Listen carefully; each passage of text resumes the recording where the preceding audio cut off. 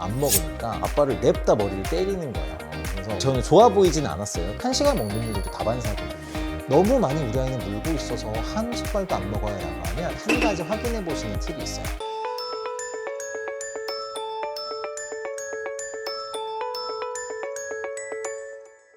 안녕하세요. 잘해주는 치과 대표원장, 소아청소년 치과 진료를 맡고 있는 고범진입니다. 제가 이제 할 일이 별로 없는데 가끔 쇼츠 같은 이런 거를 좀 본단 말이에요. 이렇게 넘겨보다가 워낙에 제가 이제 치과 관련된 것만 주로 찾아보니까 뭐까지 뜨냐면 꼬맹이 애기를 식탁에 앉혀놓고 이제 밥을 먹는 건데 뭐 편식 고친다 였나? 하여튼 그렇게 하는 영상이 있더라고요. 근데 아빠를 여기다 앉혀놓고 애기가 있는 거예요. 엄마가 찍고 있는 거지. 그러니까 밥을 물고 있고 안 먹는 거예요. 그리고 이게 이제 교육을 한다고 옆에 있는 아빠가 밥을 물고 있으면서 안 먹으니까 아빠를 냅다 머리를 때리는 거예요. 그래서 저는 좋아 보이진 않았어요. 어쨌든 그건 그건데 그러면 생각이 난 게 애들이 이 밥을 물고 있거나 하는 게 정말 안 좋은 식습관인데 왜 안 좋은지를 치과적으로 설명드린 적이 없구나. 자, 진료실에서는 굉장히 많이 설명드리거든요. 그래서 그거를 좀 알려드리고자 이렇게 오늘은 이 주제를 선정해 봤습니다.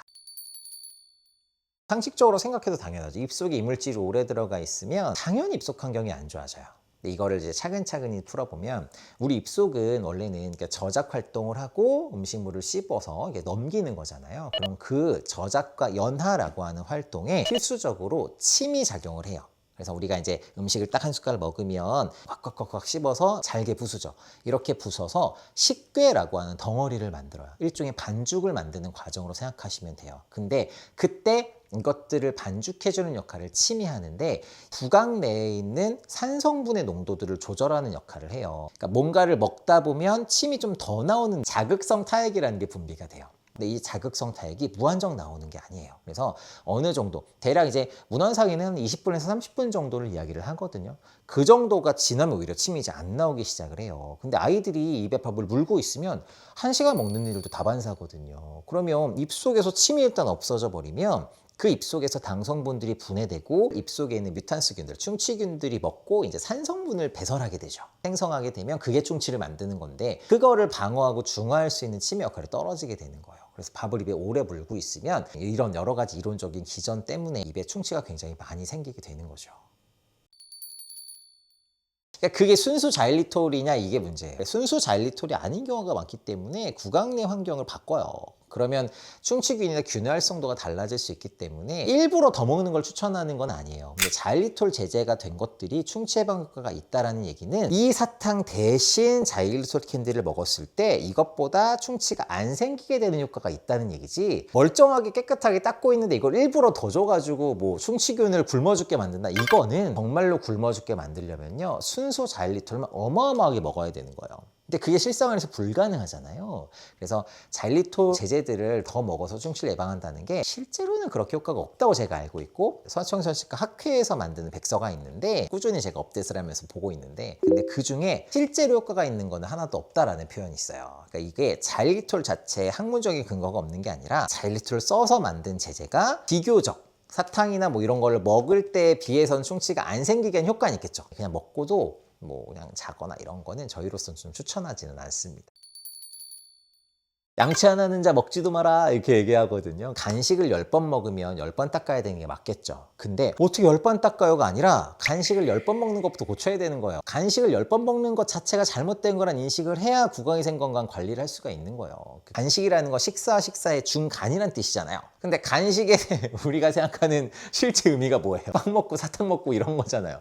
그게 간식이 아니란 말이에요. 그래서 식사의 중간에 간식을 먹는 것의 의미는 먹었으면 닦아야 되는 게 맞아요. 그래서 우리 아이는 예를 들어 3번 먹어요 그러면 3번 닦는 거고요, 4번 먹어요 4번 닦는 거예요. 그리고 뭐 어른은 하루에 2번만 닦으면 물론 연구 결과상 그럴 수도 있어요. 입속 환경을 깨끗하게 만든다라는 면에 있어서는 당연히 자주 닦는 게 좋아요. 입속 환경은 자주 원활하게 뭐 침이 돌거나 충치균의 활성이 떨어질 수 있도록 자주 닦아주는 게 훨씬 더 좋은 겁니다.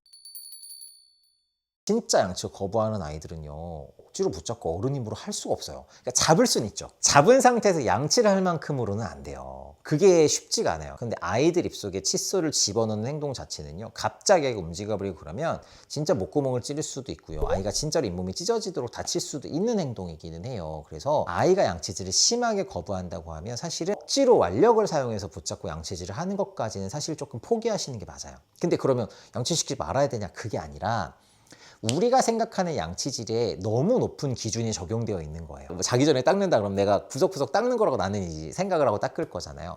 그 정도의 양치질은 아이는 절대 할 수가 없어요. 애시당초에 할 수가 없어요. 3분 닦아야 되죠? 물어보시는 분들 계시는데 양치할 때 한번 타이머 켜놓고 해보세요. 정말 길어요, 3분. 실제로 1분의 양치질도요, 진짜로 꼼꼼하게 닦아도 1분 넘기기 쉽지 않을 수 있거든요. 심지어 아이들이 양치질은 어떻겠어요? 아이들은요, 우선은 어느 정도로 양치질을 잘할 수 있는 나이를 우리가 어떻게 표현하냐면 신발끈을 혼자 묶을 수 있는 나이가 되어야 합니다라고 소아치과계에서 말을 해요. 손의 움직임도 원활해야 되고 공간 지각력이 되어야 되고 내 머릿속에서 공간을 상상할 수 있어야 돼요. 리본을 묶는 거는 이렇게 해서 이걸 이쪽으로 넘겨서 일로 뺐을 때 그 공간이 펼쳐져야지 할 수 있는 거거든요. 그럼 우리 입속 공간 생각해 보세요. 여기서 3cm 옆으로 가야지가 아니잖아요. 우리가 여기가 내 공간의 끝이겠네를 본능적으로 알고 닦는 거예요. 아이들은 그게 안 돼요. 될 수가 없단 말이에요. 그럼 아이들은 막 세게 닦아요, 한쪽만. 그래서 얘는 한 번만 닦았는데 칫솔이 해바라기가 됐어요 라고 오거든요. 아주 자연스러운 아이들의 양치질인 거예요. 그게 최선이고요. 그럼 어떻게 해야 되냐? 한 번의 양치질로 완벽을 가하는 게 아니라 나는 100만큼의 양치질 하고 싶어요. 근데 이 아이가 지금 10만큼 안 돼요. 그러면 자주 10번 닦는 거예요. 과장해서 얘기하자면. 그래서 아이들의 양치질은 자주 하는 거가 가장 최고고요. 또 하나 이건 있어요. 치아를 닦아야 되는 게 맞기는 합니다. 근데 정말 중요하게 알고 계셔야 될 게 충치는 시간의 흐름이라는 팩터가 정말 중요해요. 그러면 이 팩터가 이미 지나버렸어요. 아침부터 안 닦아서 점심에 안 닦았어. 그러면 얘한테는 이미 그 시간이 지나버렸는데 치아는 이미 손상이 됐는걸? 그래서 그렇게 네가 하루 종일 못 닦았으니까 밤에 정말 열심히 닦아줄게가 안타깝지만 그다지 효과가 없어요.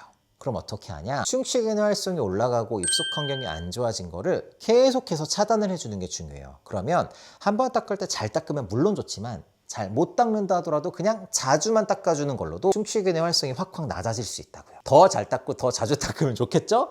근데 다시 처음으로 돌아가서 그건 애들이 아니에요. 애들은 그렇게 못해요.